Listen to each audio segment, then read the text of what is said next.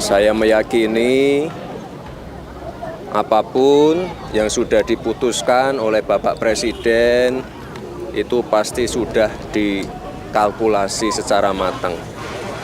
Apalagi ini menjelang perayaan 17 Agustus, saya kira ini momen yang baik untuk merajut tali persaudaraan antar sesama anak bangsa.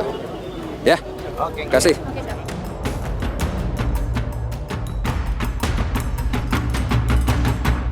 Wakil Presiden Gibran Rakabuming Raka memberikan tanggapan terkait pembebasan Tom Lembong dan Hasto Kristianto. Menurut Gibran, pemberian abolisi Tom Lembong dan amnesti Hasto Kristianto oleh Presiden Prabowo Subianto sudah dipertimbangkan dengan matang. Terlebih momen pembebasan Tom dan Hasto ini menjelang perayaan kemerdekaan 17 Agustus. Atas hal itu, putra sulung Presiden ke-7 Republik Indonesia Joko Widodo tersebut meyakini ini merupakan momen yang baik. Pernyataan itu disampaikan Gibran di Mataram, Nusa Tenggara Barat atau NTB pada Jumat 1 Agustus 2025. Terkait hal itu, pemerintah menyebut kebijakan ini sebagai langkah rekonsiliasi nasional.